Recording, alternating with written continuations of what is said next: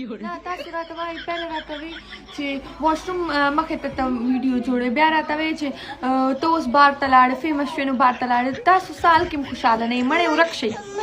ماړې دا خو داسې ماته هم خلکه څوک راته وایي په ډېران دې ویډیو سازه کړه او څوک راته وایي بره په چت یې سازې او څوک راته وایي دا خو ته په لارو کې سازې څوک راته وایي تا خو بوټانه چوري دا خیرت دا بدل کا او څوک راته وایي علام به نو څه کې اوس خلکو سره جنګ کې څه بس زه یم که دا ویډیو دې ختمه کړي نو د هغه بلې نه د ماشوم واله والله په پپو یې ترې مخ وخوړه لاړه مخ یې ترې یوړه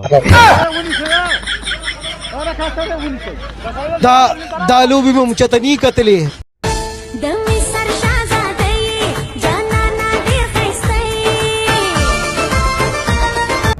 پاک پروردګاره د دوی د ناسما ویزه کینسل کړه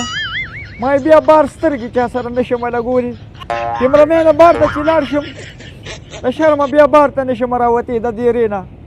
خلکو ته وایم دا چې خلک راته وایي دا کاږه واږه اکټران ستاسو دي بیا پرې مونږ شرمېږو مونږ ورته ووایو یا الله د پښتو چې دا څومره اکټران دي پاک پروردګاره دوی ته خو د نیکې هدایت وکړي او که چېرته دا به په نصیب کې نه نو چېرته په اوبه کړي پټي کې زمینداري ورکړي چې ټوله ورځ پکې مصروف وي دا اوس څه کوي دوی خو مونږ په شرمولو دا څنګه د مصر شهزاده دی دوی خو به تبعي وکړي چې دا د مصر شهزاده شي دا به چې حساب کتابي کیمرامینه اړه مې وچودړه داسې حساب کتاب شروع دی خو یو دا خبره پکې ده چې په دې پښتو کلچر کې چې کوم دی او په دې پښتو فلمونو کې اکثر د پنجاب جنکې وي او ایډیټینګ یې په پښتو کې کړي نو په دې باندې ټوله پښتونخوا بدنام وي ډېر کسان یې په هغې کې زموږ ملګري وي زموږ دغه روریان هغوی ورته پکې کمنټ وکړي چې پښتانه دا کار نه کوي وروره دا پښتانه نه دا ټول پنجابیان دي دا جنکې چې کومې روسي په دې پښتو ډرامو کې چې تاسو وینئ او دا ګډېږي راګډېږي دا پښتني نشته دا پنجابي جنکې دي او په پښتو کې پې ډبینګ کړي دا هغه خلک دي پښتانه په دې باندې بدنام نه دي دا په خپله بدنام دي نو الله دې دوی ته د نیکې هدایت وکړي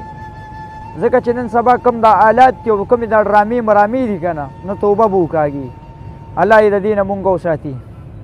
آمین مونه ملګرو دله چا ګفټونه راوړو دا یو خلطه پکې تشه راغلې ده نو د خدای مسلمانانو څه د نیستۍ ګوړي یې چې راځئ نو تش راځئ تاسو اوس مونږ څه په دې مړي ژوندي کوئ وشلوه ورته وشلوه نوم رسول ته وشرموه دا څوک دی نوم یې پې لیکلی شاهجهان صاحب شاهجهان هزار یې څه مرداره لرلې وروره دا لوبې مې چېرته نه کتلې